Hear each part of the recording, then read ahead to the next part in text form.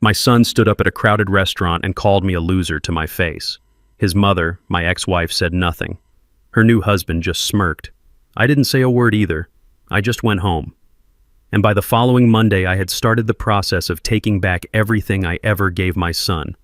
The car he drove, the penthouse he lived in, and the company he thought he built. He was about to learn that a loser like me built his entire world, and a loser like me could tear it all down.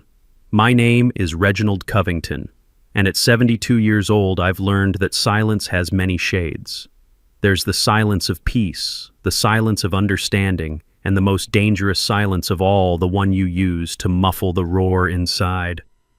That night at a restaurant called the Gilded Fork, I was using the third kind. This place was Richard Lawson's territory. He was my ex-wife Brenda's new husband. Everything about it was polished and tastelessly expensive, from the crystal chandeliers that hung like glass jellyfish to the clinking of silver against porcelain. Richard chose it, of course. It was a stage, and tonight it seemed I was the main attraction. My old suit, a Hart Schaffner Marx I'd owned for 20 years, was perfectly tailored and immaculate, but it felt out of place in this sea of silk and cashmere. It was a suit of quality, not of flash. And in my son Andre's world, there was no room for anything that didn't flash. I could feel his eyes on me and those of his wife, Brittany. They weren't looking at me. They were assessing me. Every time I took a sip of water, I saw Brittany's brow furrow slightly, as if the way I held my glass was further proof of my failure. Andre was busier. He was performing.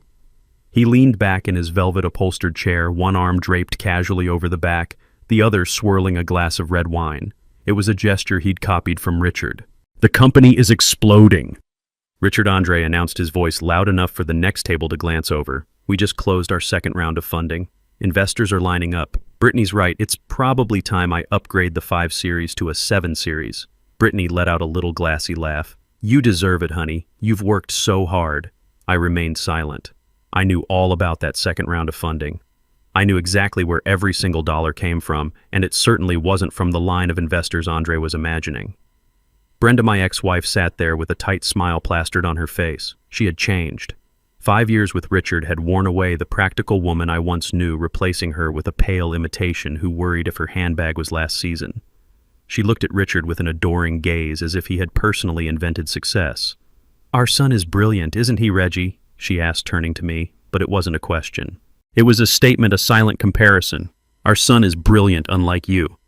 I just gave a slight nod and brought a piece of steak to my mouth. It was cooked perfectly, but I tasted nothing.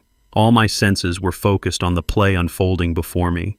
Richard, having let Andre have his monologue, finally spoke in his deep, patronizing tone. "Ambition is everything, Andre. Your father Reggie is a good man, a fine engineer, but he lacks that spark.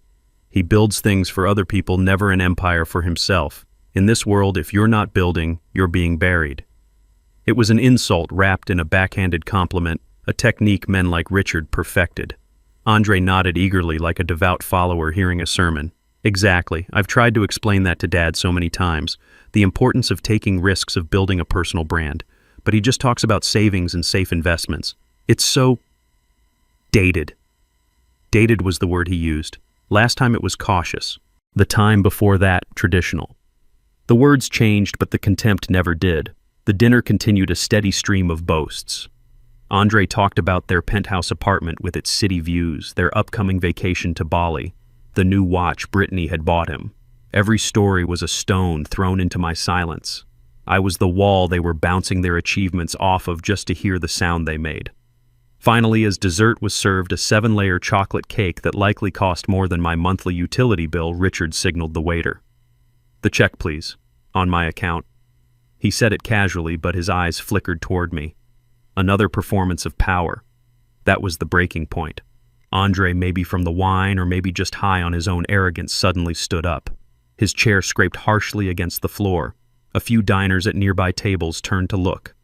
"See?" Andre said, his voice ringing out in the opulent room. He gestured from Richard to me.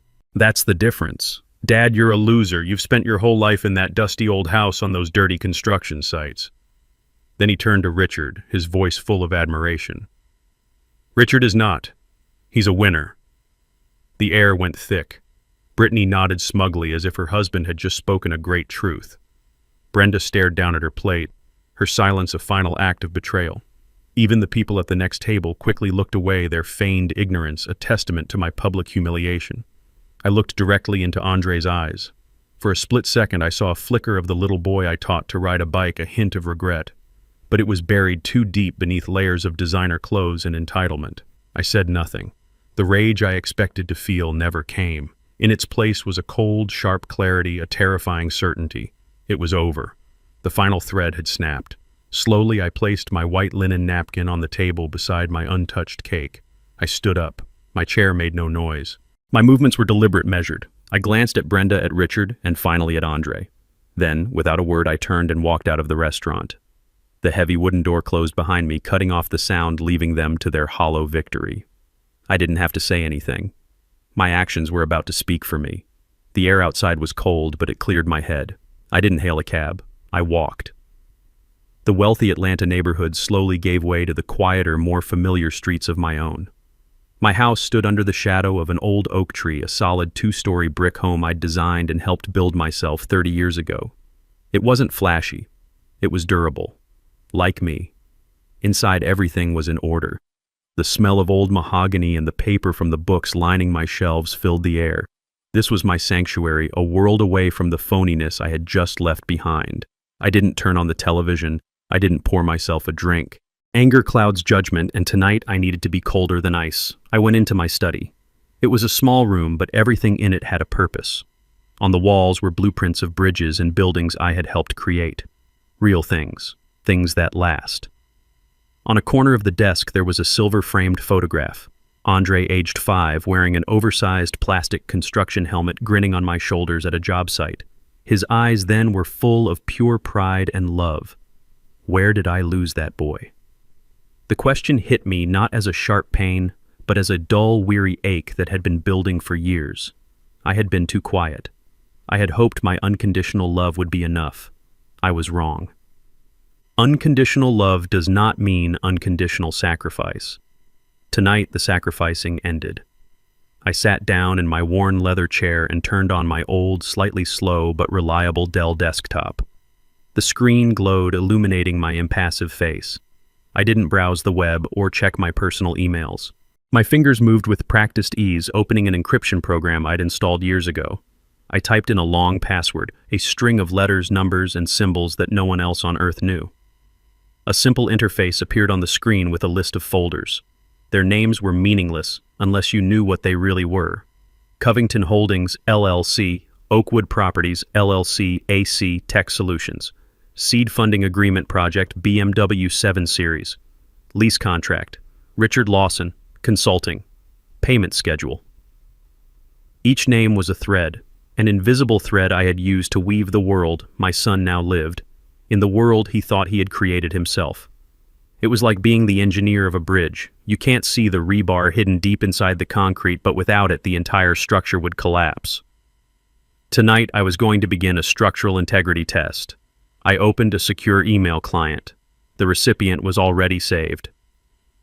Alicia Warren, a brilliant attorney, a friend I trusted with my life. Alicia wasn't just my lawyer. She was the architect of the financial fortress I had quietly built. She knew every brick, every number. The email I wrote was short. No pleasantries, no long explanations. She would understand. Subject initiate Sunset Protocol. Body Alicia. We need to meet. Tomorrow morning, your office. 8 a.m. Begin the dissolution process for all assets related to AC and associated parties. Priority 1, the vehicle. Reggie. Sunset Protocol was the name we had given it years ago, a contingency plan for a day just like this. A day when the sun would set on an empire built on a lie. I hit send. A soft whoosh echoed in the silent room. It was done. The first domino was now perched at the edge of the table. I felt no satisfaction, no glee. I just felt a strange, quiet calm. The calm of an engineer who knows his design is about to undergo its final definitive test. I had built Andre's life. Now it was time to see if he could stand on his own once I took the scaffolding away. Alicia Warren's office was on the 45th floor of a glass tower that overlooked Centennial Park. It was the kind of place that smelled of success, a mixture of expensive leather and freshly brewed coffee. But it never intimidated me. In many ways, I had helped build it. Alicia greeted me not with a handshake, but with a familiar, weary smile and a heavy ceramic mug. "Morning, Reggie," she said, her voice calm and steady. "I made the coffee the second I got your email. Black, no sugar. The way you drink it when you mean business." She was right. For 20 years, Alicia had been more than my lawyer. She was my strategist, my confidant, the keeper of my secrets. She was the only person on earth who knew the full extent of the financial fortress I had built. I took the mug, the heat warming my cold hands. "Thank you, Alicia." She gestured to one of the plush leather chairs opposite her enormous oak desk. She didn't sit behind it in her seat of power. She sat in the chair next to mine, making us equals. "I'll be honest, Reggie," she said, her sharp eyes studying my face. "When I saw the subject line, Sunset Protocol, my heart sank. I always hoped it was a plan we'd never have to use. I hoped he'd figure it out." I took a slow sip of the dark, bitter coffee. It tasted like resolve. I looked out the window at the sprawling city below, a city I had helped shape with steel and concrete. "So did I." "Alicia," I replied, my voice low and even. "But the sun has officially set.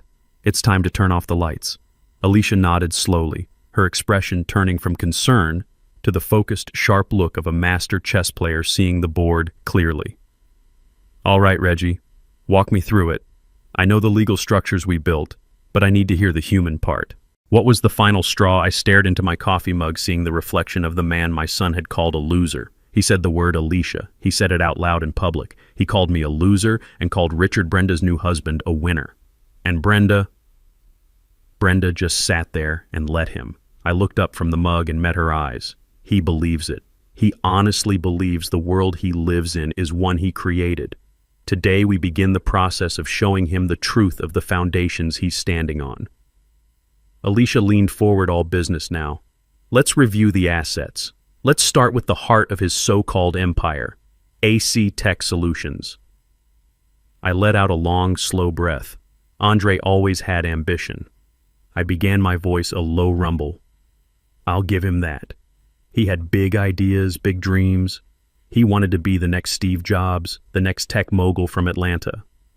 But he had no discipline, no patience, and no money. He came to me about 6 years ago with a half-baked proposal for a software company. It was full of buzzwords and projections that had no basis in reality. I knew if I gave him the money directly, he'd burn through it in a year and learn nothing. I paused, remembering the hopeful, greedy look in his eyes that day. He didn't want a father's guidance. He wanted a bank. So I decided to give him one, just not in the way he expected. I told him I couldn't help that my money was tied up in safe, boring retirement funds. He was so disappointed. He called me old-fashioned. Alicia picked up the narrative, her legal mind filling in the details. And that's when you came to me. We set up the silent trust funded with $2 million based in Delaware for maximum anonymity. Then we created a shell venture capital firm, Innovate Future Group, based out of California. We hired a front man, a retired professor, to be the face of it. As far as Andre knows, he was discovered by a group of forward-thinking West Coast investors who saw his genius. I nodded. He was so proud. He flew to San Francisco, pitched his idea, and walked out with a check. He never once questioned why it was so easy. He thought it was his destiny. He never stopped to wonder who truly owned Innovate Future Group. And the ownership structure of AC Tech Solutions reflects that Alicia continued pulling up a file on her tablet. 60% of the shares are held by Innovate Future Group, which is wholly owned by your anonymous trust. 20% are held by Andre as CEO, and the other 20% are reserved for future employees.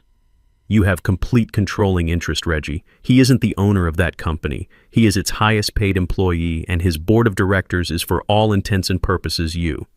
Next, we move to the symbols of his success. The car, I said the words tasting like ash, the BMW 7 Series. He had to have it. He said it was essential for projecting success to clients and investors. My boy, who used to be happy with a well-maintained Ford, was now convinced the German engineering of his car was a reflection of his own worth. Another easy one, Alicia said, swiping on her screen. He tried to get a lease in his own name, but his personal credit was too thin, so he had the company lease it for him. Or so he thinks. Explain, I said, though I knew the answer perfectly. The lease isn't with AC Tech Solutions, she clarified.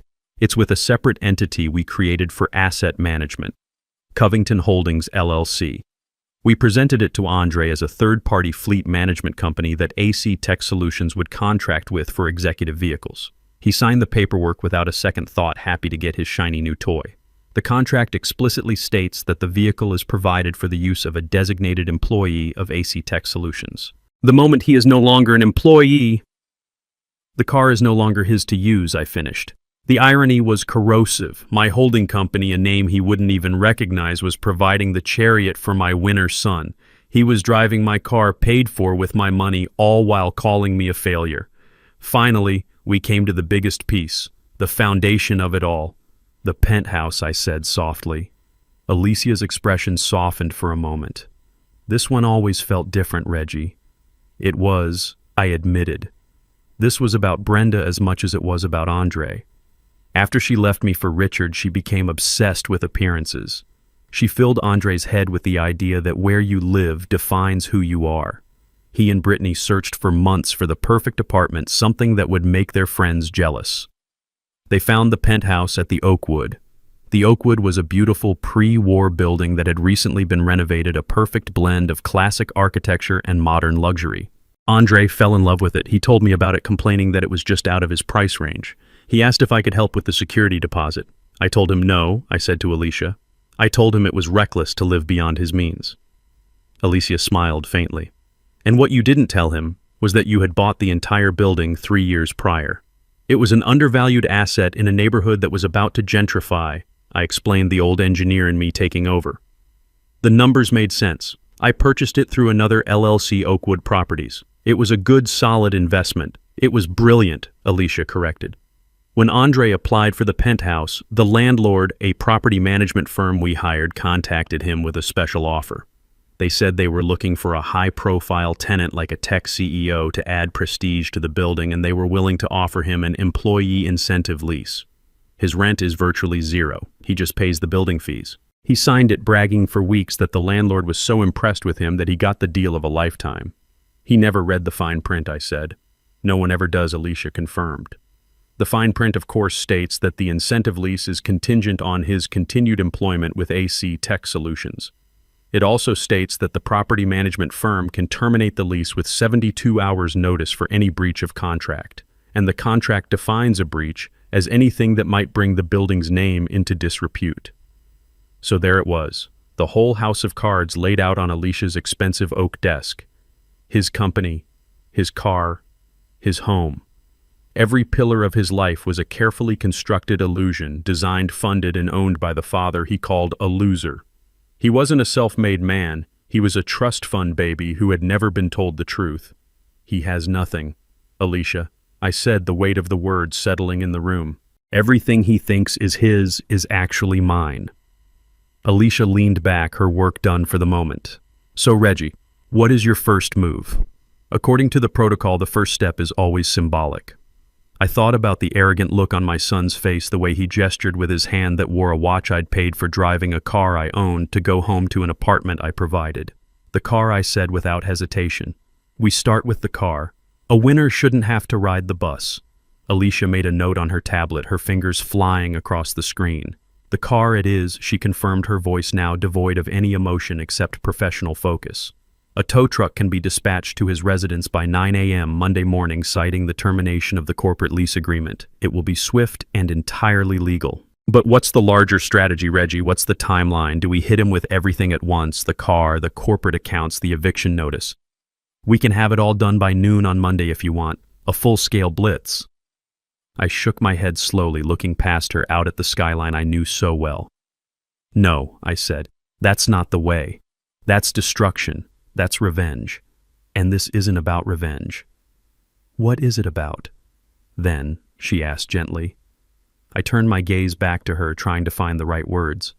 I thought about my life's work, about the physics of structures and the integrity of foundations.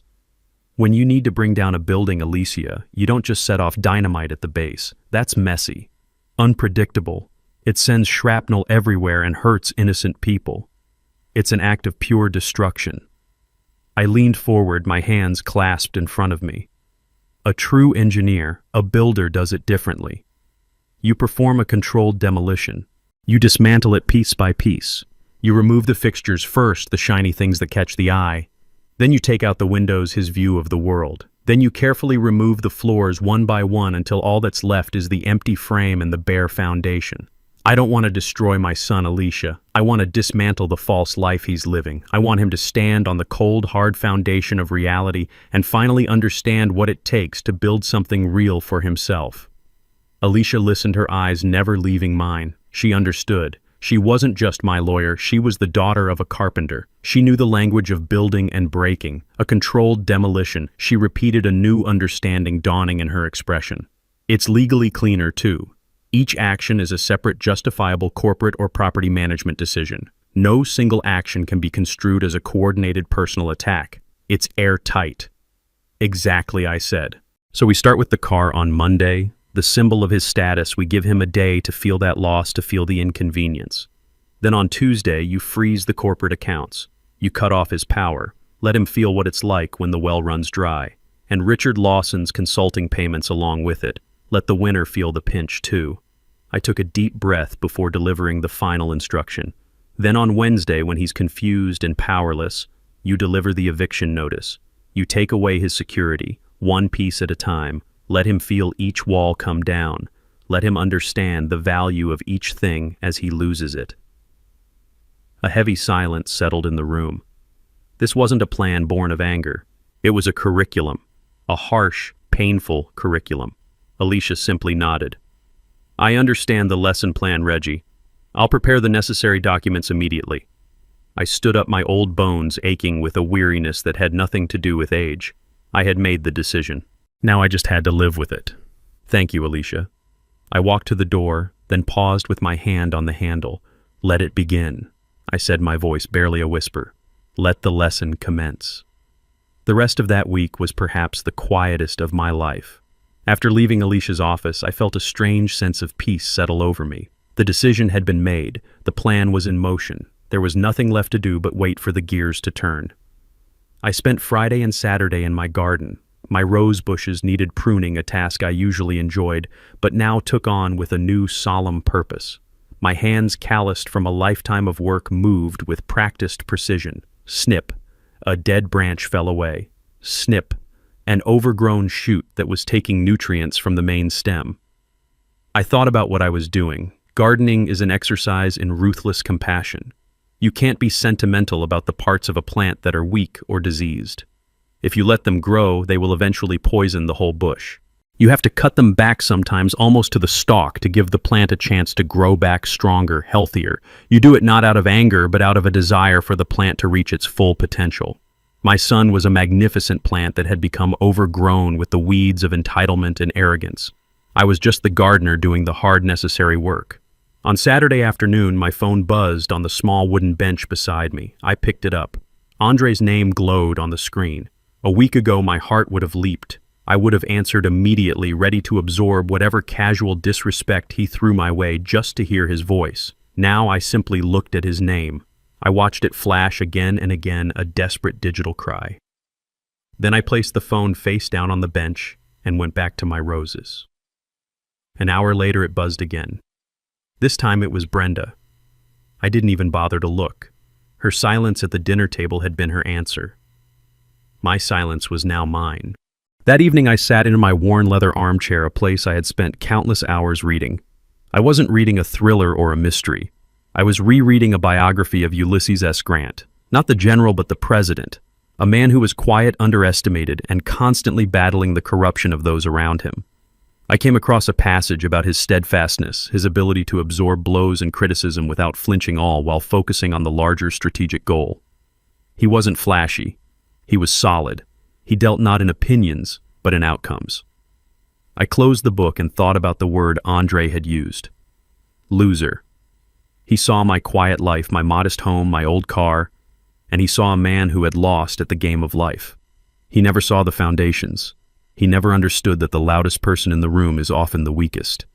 He, Brenda, and Richard were playing a game of checkers, making loud, obvious moves. They never realized I was playing chess, quietly positioning my pieces for a checkmate that was decided 10 moves ago. Sunday was even quieter. I attended church, the same one I'd been going to for 40 years. I listened to the sermon on accountability and consequence. I felt a sense of clarity, not guilt. I was holding my son accountable.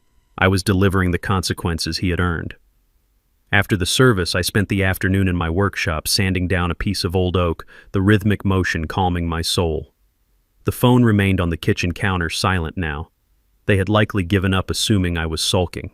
They had no idea.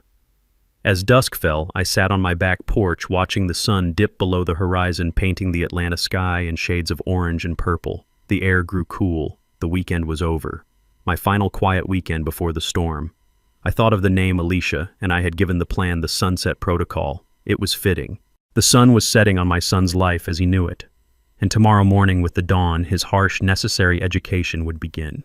I felt no joy, only a profound, heavy certainty. The lesson was coming. I spent my weekend in quiet contemplation. My son, as I would later piece together from a series of frantic voicemails and tearful confessions, spent his in a cacophony of self-congratulation. While I was pruning my roses, he was on the phone with one of his friends, laughing as he drove his BMW down the highway, the city skyline blurring past his window. "Dude, you should have seen his face," Andre had said, his voice booming through the car's Bluetooth speakers. I finally just told him the truth. Called him a loser right to his face. Yeah, he just got up and walked out. Total drama queen. What's he gonna do? You know, he'll get over it. He always does. He'll call in a week acting like nothing happened. He saw my lifetime of patience not as a gift, but as a weakness. He saw my silence not as a warning, but as surrender. That evening, while I was reading about President Grant, Andre and Brittany were in their penthouse scrolling through a website for luxury watches on Brittany's tablet. She had pointed to a gold one with a diamond bezel. "Should I get it, babe?" she'd asked. "It's a little extravagant." Andre, I was told, had scoffed. "Of course you should. We deserve it." Especially after the way my dad acted at dinner. Honestly, I think we need to treat ourselves after that embarrassment. In his mind, he was the victim. My quiet departure was an act of aggression against him, a social faux pas that required retail therapy to overcome. He had no capacity to see his own cruelty. His world was a mirror, and all it showed was his own reflection. He had even called Richard, seeking praise for his brave performance. Richard, ever the opportunist, had supplied it in abundance. "You did the right thing, Andre," the man had said, his voice smooth as oil. "Sometimes you have to set firm boundaries with people from a different generation. People who don't understand the mindset of a winner." "Thanks, Richard." Andre had replied, his voice full of a warmth he hadn't used with me in years. "It's just good to finally have a real role model to look up to." A real role model. A man whose entire consulting business consisted of a single inflated contract with a company I owned. The irony was a bitter pill. Andre had finished that weekend looking out the vast window of his apartment, the city lights spread out beneath him like a carpet of jewels. He was on top of the world he believed he had built. He likely thought of me, the old man in his dusty house, and felt a pang of what he probably mistook for pity. He probably thought, "He'll come around. He has to. He's got nothing else." But he was wrong. I did have something else. I had a plan, and the time for waiting was over. It was Sunday night, 10 p.m. The weekend was done. My house was dark except for the single lamp that cast a warm glow on the oak desk in my study. The quiet in the house was different now. It was no longer the calm after a decision, but the tense electric silence before a storm. The fuse had been lit on Friday, and it had been burning slowly, silently all weekend. Now it was nearing the powder keg. I wasn't pacing. I was sitting in my leather armchair, the biography of Grant resting in my lap, my eyes closed. I was listening, waiting. At precisely 10:01 p.m., a soft chime echoed from my old Dell computer, an email notification. I didn't rush. I took a deep breath, placed my book carefully on the side table, and rose from my chair.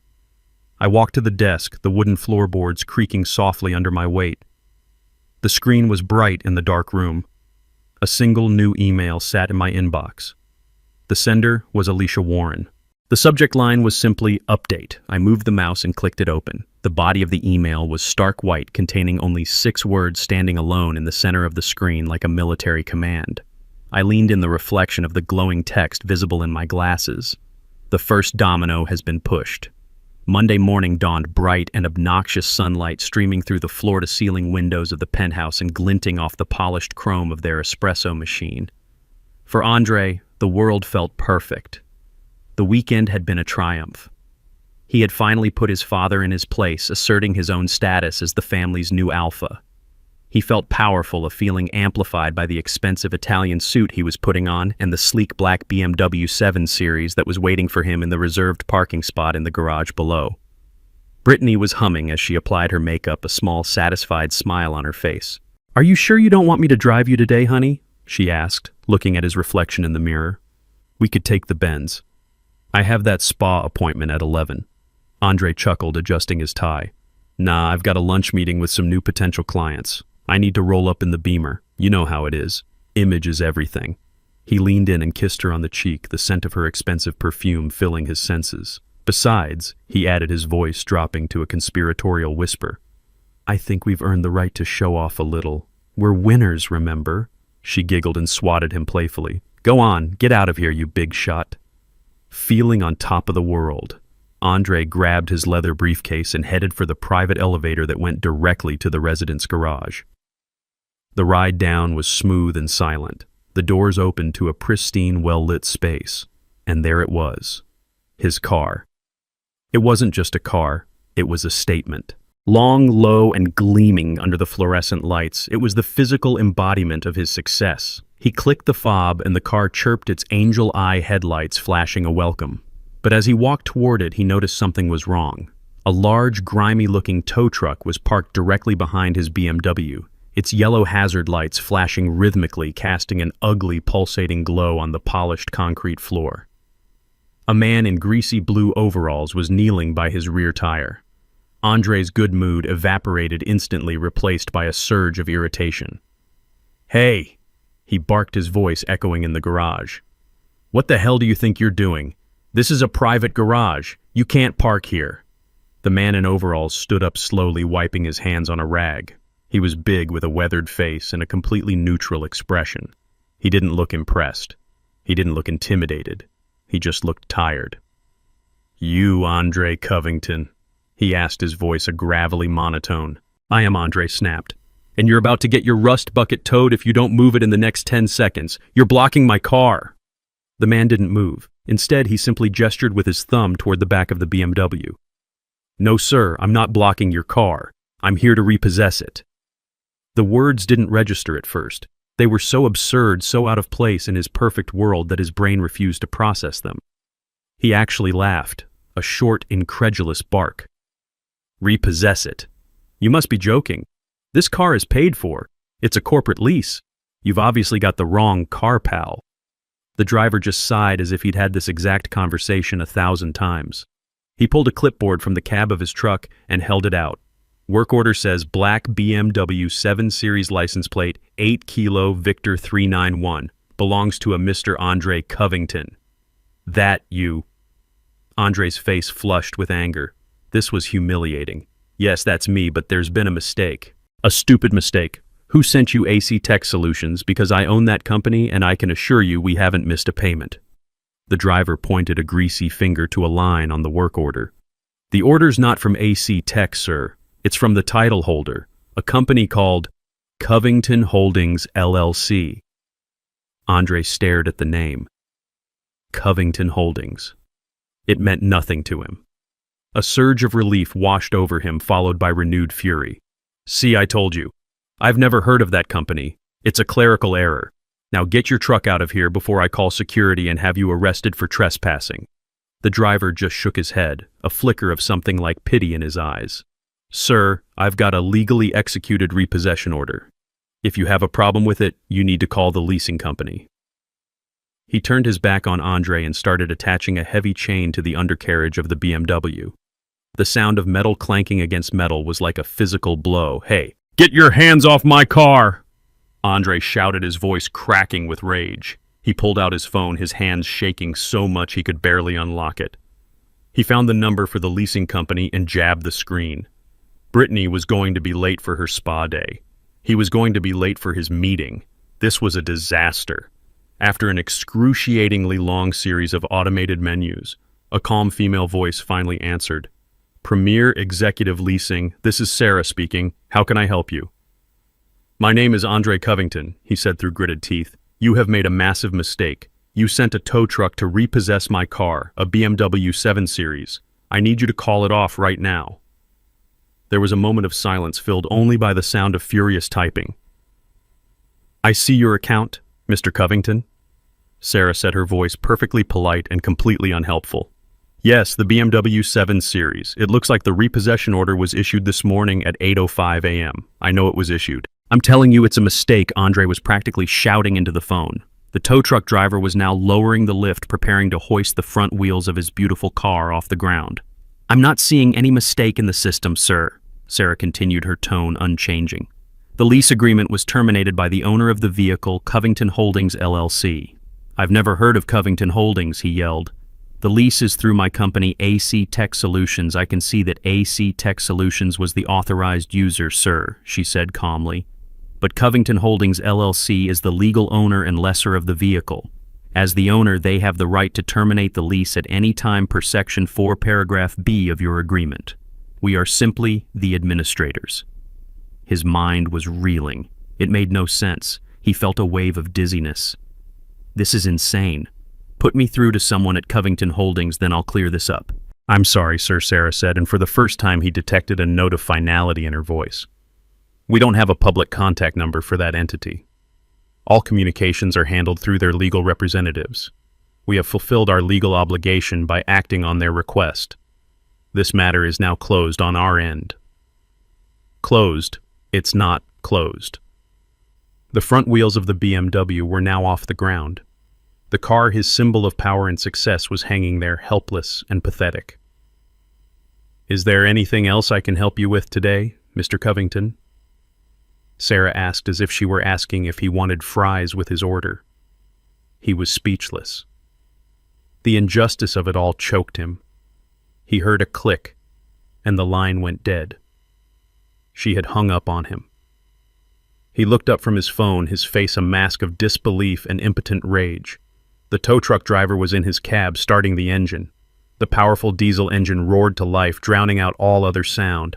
Andre was left standing there in his $1,000 suit and his shiny Italian shoes, utterly powerless. He watched as the truck slowly, carefully pulled his car out of the parking spot. He watched it being dragged backwards up the ramp, its rear wheels scraping meekly against the concrete. He watched as the symbol of his entire identity was hauled out of his private garage and into the harsh light of day, disappearing from his life forever. The yellow lights flashed one last time before the truck turned the corner, and then there was only silence. He was left alone in the garage with an empty parking space and the faint smell of diesel fumes. The first pillar of his world had just been violently ripped away. If the loss of his car on Monday was the first tremor, the main earthquake was scheduled for Tuesday morning. The second domino was not about status. It was about power. It was about money. I spent my morning peacefully reading a book on my porch, but I knew that across town, my son's world was being systematically dismantled, starting with the most public of humiliations. Andre arrived at the gleaming glass tower that housed his office nearly an hour late. He was flustered and furious, having been forced to take a $100 Uber across town during rush hour. He was determined to project an air of calm control to show his employees that nothing was wrong. His first stop was the artisan coffee shop in the lobby of his building, a place where he was a well-known regular. He always made a show of it, buying coffee and pastries for his executive team, a king dispensing favors to his court. He strode to the counter, cutting in front of the line with a dismissive wave. "Morning, Chloe," he said to the young barista. "The usual for the team, 6 large lattes, 4 cappuccinos, and a box of your best pastries. Put it on the AC Tech account." He handed her the sleek black corporate credit card. It was a card with no spending limit, a symbol of his absolute authority. The barista smiled and ran the card. A moment later, her smile faltered. An awkward beep echoed from the machine. "I'm sorry, Mr. Covington," she said, her voice a little too loud in the suddenly quiet cafe. "It's been declined." Andre stared at her as if she'd spoken in a foreign language. "What? That's impossible. Run it again. Your machine is probably acting up." She ran it again. The same beep, the same apologetic look. "Declined," she repeated. People in the line behind him were starting to stare, their morning routines interrupted by this small, delicious drama. He could feel their eyes on him. He, Andre Covington, the tech wonderkind, couldn't buy a round of coffee. His face turned a deep, blotchy red. "This is ridiculous," he hissed, snatching the card back. "There must be an issue with the bank's network." He fumbled for his personal wallet, a desperate attempt to save face. He pulled out a handful of cash, all he had on him, and slammed it on the counter. "Here, keep the change." He turned on his heel and stormed out of the coffee shop, leaving the box of pastries and the tray of unmade coffees behind. He didn't want them anymore. The gesture of generosity had become a badge of shame. He rode the elevator up to his office on the 30th floor, his jaw clenched so tight it ached. His office was a corner suite with glass walls, a fishbowl for the whole company to see their leader at work. He sat down heavily in his ergonomic chair, the anger giving way to a cold knot of anxiety in his stomach. He needed to fix this. Now. He opened his laptop and navigated to the company's internal financial portal. This was his dashboard, his control panel. From here he could see everything: cash flow, payroll, expenditures. He typed in his username and password. A red line of text appeared on the screen: "Access denied." He blinked. He must have mistyped. He entered his credentials again slowly this time, making sure each keystroke was perfect. Access denied. A cold sweat broke out on his forehead. This wasn't a glitch. This was a lockout. He, the CEO, the founder, was being barred from his own company's finances. He frantically clicked on the "Forgot Password" link, but the system returned another error: user profile not found. Please contact your system administrator. He was the system administrator. Panic, cold and sharp, began to rise in his chest. His breathing became shallow. He was trapped on the outside of his own creation.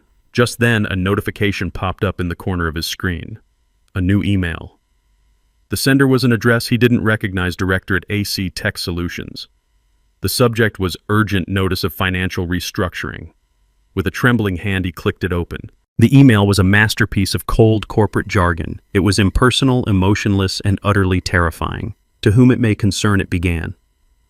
Please be advised that as of 9:00 a.m. Eastern Standard Time, the majority shareholders of AC Tech Solutions have initiated a comprehensive corporate restructuring. Under this directive, all executive-level access to financial accounts, corporate credit lines, and expenditure authorizations has been temporarily suspended, pending a full audit and review. All non-essential spending, including vendor contracts and consulting fees, is hereby frozen effective immediately. Further instructions will be provided in due course. It was signed simply, "The Office of the Directorate." Majority shareholders. The phrase echoed in his head. Who were they? He had always thought of the California VC firm as silent partners, happy to let him run the show as long as the numbers looked good. He had been wrong. They were not silent. And they had just stripped him of all his power without so much as a phone call. As he sat there staring at the screen, his world shrinking to the 4 glass walls of his office, his phone rang. The screen displayed Richard's name. For a second, he thought about ignoring it, but the habit of seeking his mentor's approval was too strong. He answered, trying to keep his voice steady. "Richard, hey." The voice on the other end was not the smooth, confident purr of the winner he knew. It was high-pitched, strained, and filled with raw panic. "Andre, what in God's name is going on? My monthly consulting fee, it didn't deposit. It's never late. I have payments due, Andre. The mortgage on the lake house, the payment on Brenda's new car. It's all automated." Andre felt the floor drop out from under him. The consulting fees, the email, it was all connected. I don't know, Richard." He stammered the lie, tasting like acid. "There seem to be some technical issues with the banking system here." "Technical issues?" Richard shrieked, his voice cracking. "My entire business. My only business is my contract with you. You told me this was a long-term secure partnership. You told me you were in control. You need to fix this, Andre. You need to fix this right now."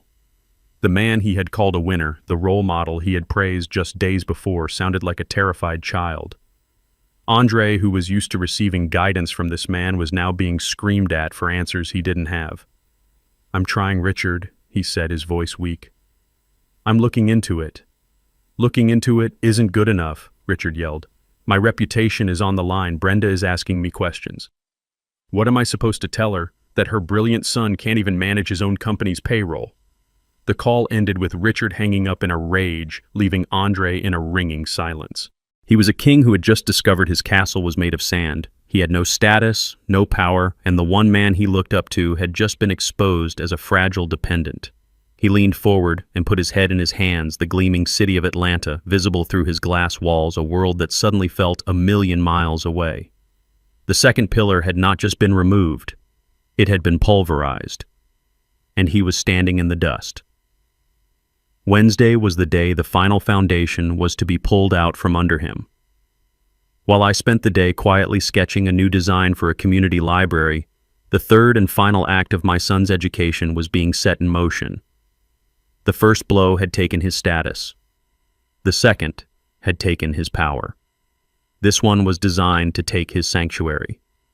Andre came home that evening a broken man. He had spent the day in his glass-walled office, a prisoner on display.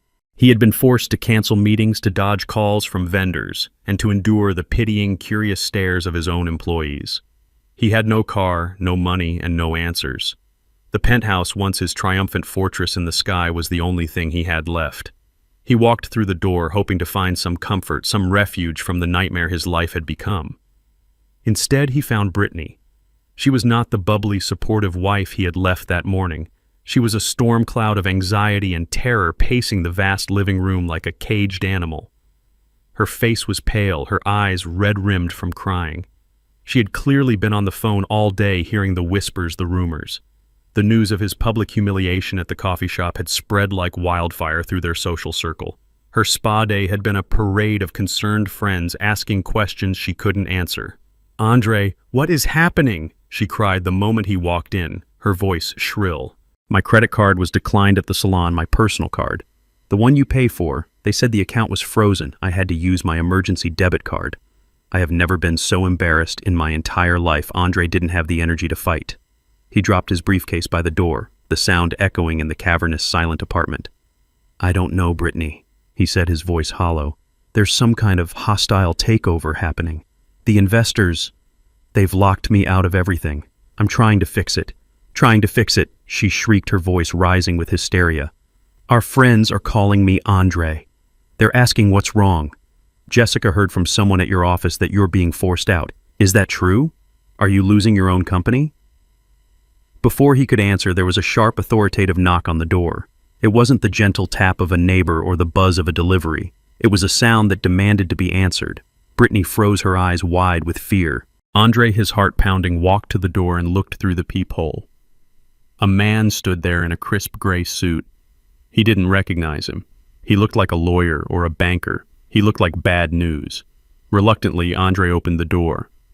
"Good evening," the man said, his voice polite but devoid of warmth. "Are you Andre Covington?" "Yes," Andre said, his own voice sounding weak in his ears. "Who are you?" "My name is Mr. Harrison. I'm the new senior property manager for the Oakwood." The man offered no handshake. He held a large manila envelope in his hand. "The new property manager?" Andre asked, confused. "What happened to Frank?" "Mr. Albright is no longer with the property management firm," Harrison said smoothly. "There has been a change in ownership. May I come in for a moment?" He didn't wait for an answer, stepping past Andre into the marble entryway as if he owned the place. And in a way he did. Brittany stood by the window, wrapping her arms around herself, watching the scene unfold with a look of pure dread. Mr. Harrison's eyes swept across the apartment, taking in the designer furniture, the expensive art, the sweeping views of the city. He seemed completely unimpressed. "This is a lovely apartment, Mr. Covington," he said, his tone suggesting the exact opposite. "A premium unit, which is why it's so unfortunate that we have to discuss the matter of your tenancy." He opened the manila envelope and pulled out a sheaf of papers. "I am here to serve you with this," he said, holding out the document. "It is a formal notice of lease termination." Andre stared at the paper, then at the man's impassive face. He felt a strange floating sensation, as if this were happening to someone else. "Lease termination? What are you talking about?" "Our lease is paid up for the year. We have a special arrangement." "Ah, yes. The employee incentive lease, Mr. Harrison said, a slight condescending smile touching his lips. "I have a copy of it right here. A very generous arrangement indeed. A $0 monthly rent for a high-value executive tenant. However, the lease is quite specific. I'll direct you to Section 7, Clause C." He tapped a highlighted paragraph on the document in his hand. The lease is explicitly contingent upon your continued employment with an affiliated company, in this case AC Tech Solutions. It has come to our attention as the property owners that you are no longer employed there in a capacity that qualifies you for this incentive program. I haven't been fired, Andre insisted, his voice rising in desperation. My access has been suspended. It's a temporary situation. Our legal department disagrees, Mr. Harrison said, his voice like ice. They have received official notification from the Directorate of AC Tech Solutions that your employment status has been fundamentally altered. As such, your lease is in breach of contract. The property owners are exercising their right to terminate the agreement. He finally handed the papers to Andre. You have 72 hours to vacate the premises. That is by 5 p.m. on Friday. 72 hours. The words hung in the air, deadly and absolute. Andre looked down at the document in his hand. It was cold, official, and filled with legal language he didn't understand. But he understood the conclusion. They were being kicked out. That's when Brittany finally broke. A choked, guttural sob escaped her lips. No, she whispered. No, no, no. The whisper grew into a wail. Vacate. Where are we supposed to go? All our things are here. My clothes. My shoes. This is our home. She turned on Andre. Her face twisted with a mixture of fear and pure rage. You did this, she screamed, pointing a trembling finger at him. You did this with your arrogance, your stupid fight with your father. You ruined everything. Brittany, stop it, Andre pleaded, but his words were drowned out by her hysteria. Stop it. I will not stop it. I gave up my career for you. I moved into this apartment for you. I built my entire life around your success, and you've thrown it all away because you couldn't just be a decent son. What are my parents going to say? What am I going to tell my friends, that we're homeless? Mr. Harrison watched the domestic drama unfold with the detached interest of a scientist observing insects. My work here is done, he said, turning to leave. A moving crew can be recommended if you require one. Please ensure all personal belongings are removed by the deadline. Any items left behind will be considered abandoned and will be disposed of. Good evening. He walked out, closing the door softly behind him, leaving them in the ruins of their beautiful, empty life. The silence that followed Brittany's sobs was more terrifying than the shouting. Andre stood there, the eviction notice clutched in his hand. His eyes scanned the document, searching for a loophole, a mistake, anything. And then he saw it. At the bottom of the page, under the signature of Mr. Harrison, was a line of small print. This notice is served on behalf of the legal property owners, Oakwood Properties, LLC. Oakwood Properties, another name he didn't recognize, another invisible force controlling his life. A car repossessed by Covington Holdings, a company seized by anonymous shareholders, a home taken by Oakwood Properties. It was a coordinated attack. This wasn't bad luck. This wasn't a hostile takeover. This was personal. And in that moment of absolute despair, as he stood in the home he no longer owned with the wife who now hated him, stripped of his car and his money, a lifetime of resentment and denial finally coalesced into a single burning point of rage. There was only one person who could be behind this. One person who was quiet enough, clever enough, and he now realized ruthless enough to orchestrate such a complete and total destruction. The person he had dismissed as a failure. His hands shook as he pulled his phone from his pocket. He didn't think about what he would say. He was past thinking. He was a cornered animal, and he was going to lash out at his tormentor. He found the number he hadn't called in over a week and hit dial. It rang once, twice. Then he heard the calm, familiar voice on the other end. Hello? The sound of his father's voice, so steady and untroubled, broke the last of his restraint. You, Andre snarled into the phone, his voice a venomous whisper. You did this. All of it. The car, the company, the apartment. This was you, wasn't it? He wasn't asking a question. He was making an accusation. He heard a long silence on the other end of the line. It was the same silence from the restaurant, the same silence from the weekend. But now it wasn't a silence of weakness. It was the silence of absolute power. When my voice finally came, it was quiet, but it carried the weight of an anvil. Andre, I said, I think it's time we had a talk. He arrived less than 30 minutes later. I heard the sound of a cheap Uber pulling up, the kind with a rattling engine and a driver who was talking too loudly on his phone, a far cry from the silent electric purr of his BMW. I didn't go to the door. I simply waited in my study, the same room where I had launched the protocol that had systematically erased his life. I heard the doorbell ring, a frantic, impatient jab. I let it ring again before I used the intercom on my desk. "The door is open, Andre. Come to the study." He stormed in, not with the confidence of a CEO, but with the blustering rage of a cornered child. His expensive suit was wrinkled, his tie was loosened, and his face was pale and slick with a sheen of desperate sweat. He stood in the doorway of my small study, his chest heaving, his eyes scanning the room as if searching for the hidden levers of his destruction. He looked at the old oak desk, the shelves overflowing with books on engineering and history, the framed blueprints on the wall. For the first time in his life, he was seeing this room not as his father's dusty, boring hobby space, but as it truly was, the command center. I was sitting in my worn leather chair behind the desk. I didn't stand up. I didn't raise my voice. I simply watched him, my hands folded calmly on the desk's surface. In this room on my territory, I was the one with the power. The silence stretched thick and heavy. I let it hang in the air, forcing him to be the one to break it. "How could you?" he finally burst out, his voice a ragged mess of anger and disbelief. "How could you do this to me, to your own son, to your family? You've destroyed everything, everything I've ever worked for. The phrase was so absurd, so completely detached from reality that I almost laughed. But this was not a time for laughter. This was a time for cold, hard lessons. I looked at the man standing before me, this man-child who had built his entire identity on a foundation of my money and his own lies. He wasn't a supplicant, not yet. He was still too proud, too angry. He hadn't come here to apologize. He had come here to demand that I fix the world he had broken. I let his words echo and die in the quiet room. I didn't respond to his accusations. I didn't engage with his drama.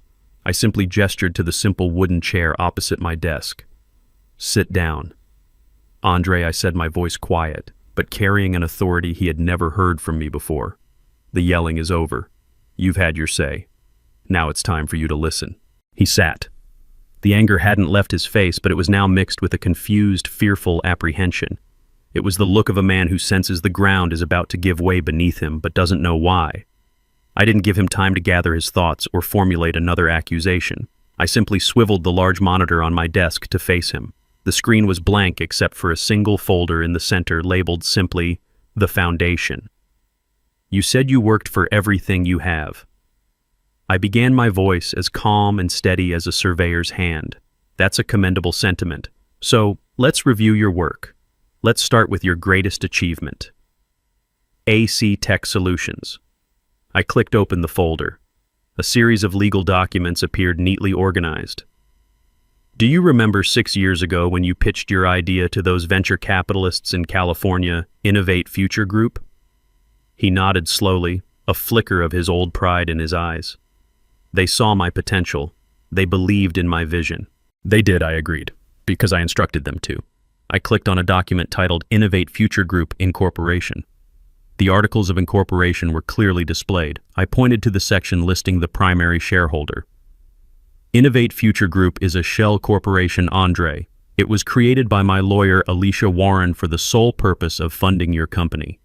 And as you can see, it is wholly owned by an anonymous trust based in Delaware." His eyes narrowed, struggling to understand. "A trust? What trust?" I opened the next file, Covington Family Trust Declaration. My name was listed as the sole grantor and trustee. His name was listed as a potential beneficiary, but with no controlling rights. "This trust," I said quietly. "My trust. I didn't want to just give you the money. I wanted you to feel like you had earned it. So I created a stage for you with actors and props, but you seem to have mistaken the stage for reality." I then opened the final document in that section, the AC Tech Solutions Shareholder Agreement. My finger traced the line item showing Innovate Future Group's 60% controlling stake. "You don't own your company, Andre," I said, my voice cutting through the silence like a scalpel. "You are its chief employee. You have a 20% stake, a generous gift, but one that leaves you with no actual power. The majority shareholders, the board of directors, you've never met. That's me. You're not building a company, Andre. You're playing in a sandbox I built for you." He was shaking his head, a gesture of pure denial. No, that's not possible." I built it. I didn't argue. I simply moved on to the next exhibit. Let's talk about your car. Or rather, my car. I closed the company folder and opened a new one labeled Assets. The lease agreement for the BMW 7 Series filled the screen. You told me you needed it to project success, a noble goal. But your personal credit wasn't strong enough, was it? So the company leased it for you. It was a corporate expense, he said weakly, grasping at straws. Not exactly, I corrected him. Your company doesn't have the credit for a vehicle like that either. The lease, as you can see, is not with AC Tech. It's with a different company. I highlighted the name at the top of the contract. Covington Holdings, LLC, another one of my companies. You were listed as an authorized user and employee perk. You didn't earn that car, Andre. You were permitted to drive it. And when your behavior no longer merited that perk, the permission was revoked. It's that simple. He looked as if he had been physically struck. The symbol of his status, the very machine that announced his arrival as a winner, was just a hand-me-down from the father he scorned. He opened his mouth to speak, but no words came out. I was relentless. I moved to the next folder. And then there's the penthouse. Your castle in the sky. I opened a file containing the deed to the Oakwood building. The owner was listed clearly, Oakwood Properties, LLC. I then brought up the incorporation papers for that LLC. Again, my name was the only one on it. You told me about that apartment, I said, my voice softening slightly, a calculated move to make the blow land harder. You said it was perfect, but just out of your price range. You were right. It was. You couldn't afford it. In fact, no one can rent that particular unit. But the lease, he stammered. The employee incentive lease? There is no such thing, I said flatly. That was a fiction, a story created by the property management firm that works for me to make you feel special. The truth is much simpler. I bought that entire building 3 years ago as an investment. You weren't a high-profile tenant. You were my son living rent-free in my house. You weren't a resident, Andre. You were a guest, and your behavior was no longer welcome. The blood had drained from his face. He was staring at the screen at the irrefutable black and white proof of his entire fraudulent life. Every pillar he had used to define himself, his company, his car, his home, was an illusion I had created. He looked up at me, his eyes wide with a dawning horror. The anger finally extinguished, replaced by something much worse, utter humiliation. But I wasn't finished. There was one more piece, the keystone that held the entire rotten arch together. You called me a loser, I said, my voice dropping to a near whisper. And you called Richard Lawson a winner. You looked up to him. You called him a role model. Let's talk about your role model. I opened the final folder. It was labeled simply, Consulting. Inside was a single document, a contract between AC Tech Solutions and Richard Lawson Consulting.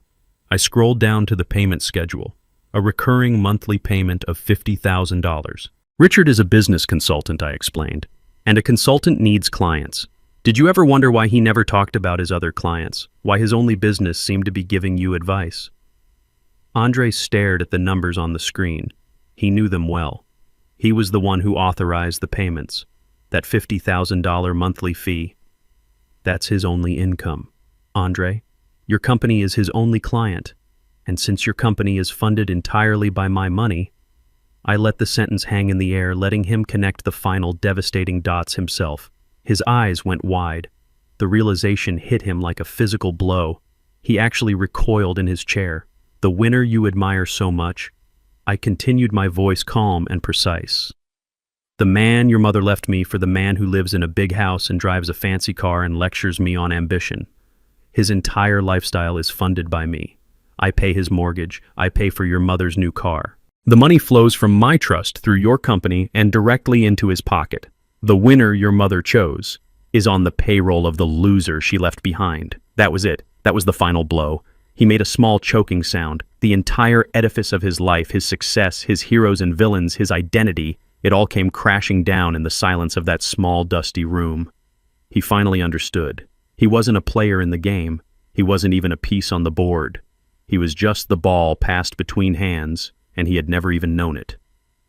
I leaned back in my chair and closed the laptop. The presentation was over. I didn't take anything from you, Andre, I said, my voice now gentle, the lesson delivered. I simply took back what was mine, A loser has to manage his assets carefully, you see. Now, for the first time in your adult life, you have the opportunity to become a real winner, all on your own. I stood up and walked out of the room, leaving him alone with the wreckage. I looked at my son, truly looked at him for the first time in what felt like a decade. The arrogant CEO was gone. The resentful child was gone.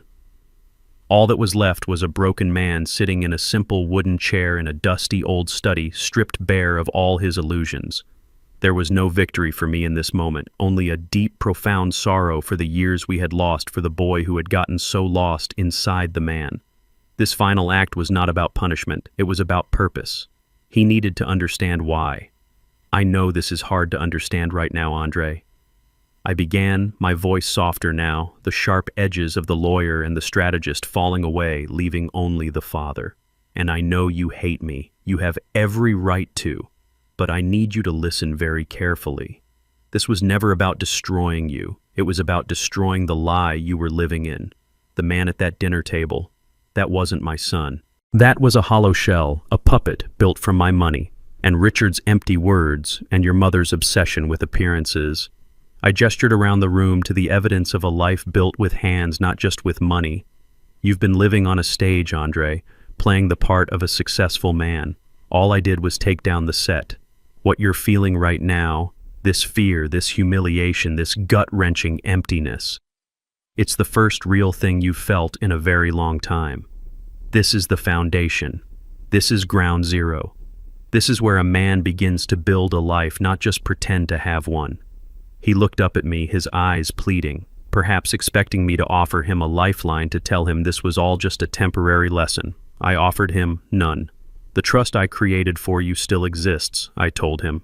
Your name is still in it, but you will not see another dime of my money, not until you have proven you can build something of your own. Go get a job, Andre. A real job, not a title. It doesn't matter if it's waiting tables or working construction. Pay rent on an apartment you can actually afford, not one you can show off. Learn the value of $1 that you have earned with sweat and exhaustion. Learn humility. Learn respect. And most importantly, learn who you are when you have nothing. I stood up the old leather of my chair, groaning in protest. Maybe one day, years from now, you'll become the man I always hoped you'd be. Not a winner by Richard's definition, but a man of substance, a builder.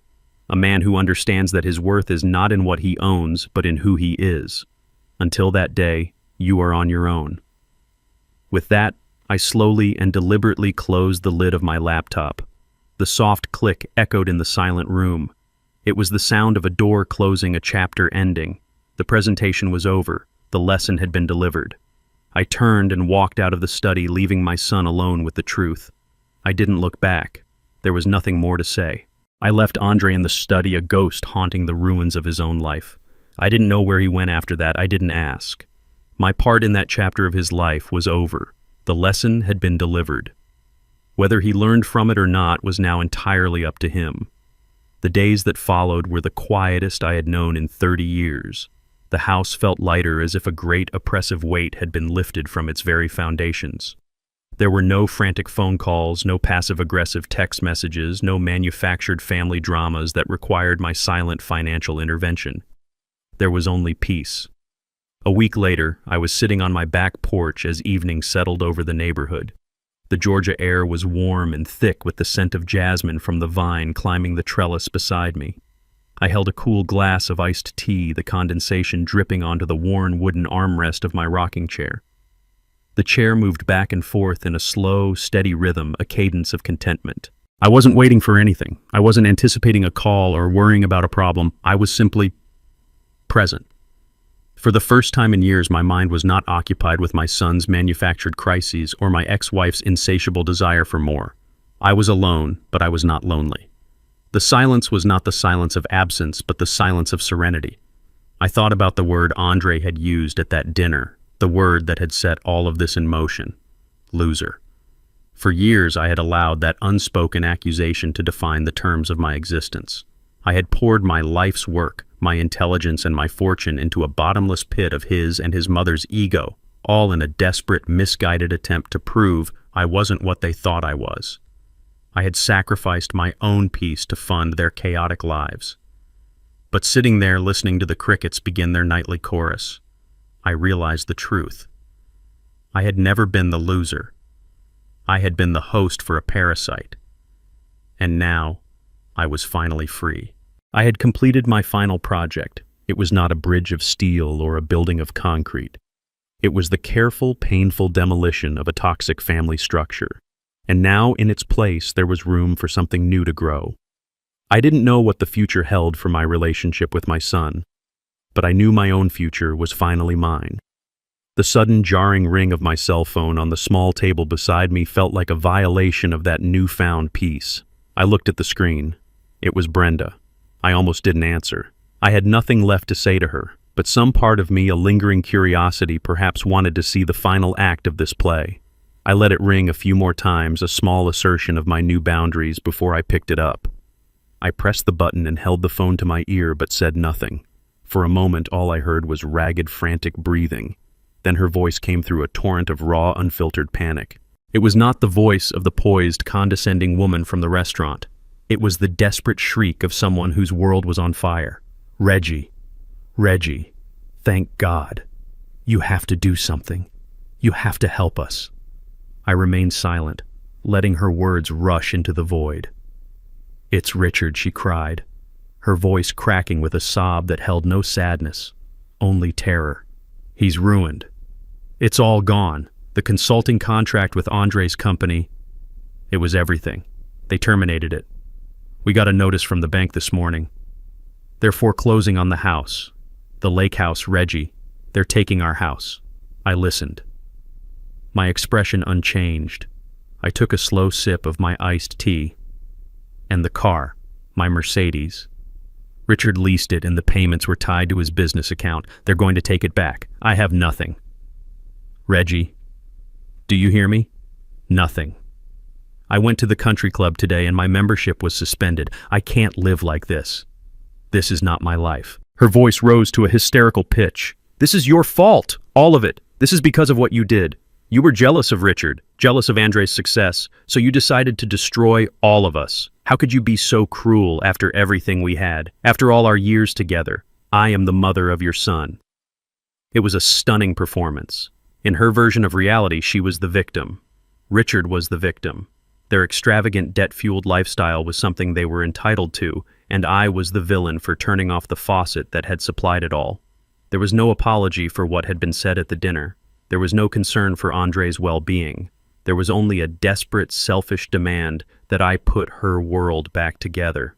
She hadn't changed. She never would.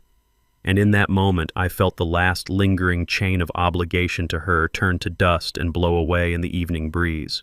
She was still ranting, her words blurring into a meaningless stream of accusations and pleas. You have to fix this, Reggie.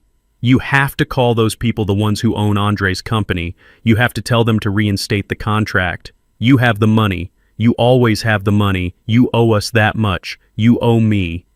I let her finally run out of steam. The silence that followed was heavy with her expectant, desperate breathing. She was waiting for me to give in, to do what I had always done, quietly clean up the mess. I let the silence stretch long and uncomfortable. I listened to the crickets. I watched a firefly blink in the growing darkness. I savored the feeling of my own unshakable peace.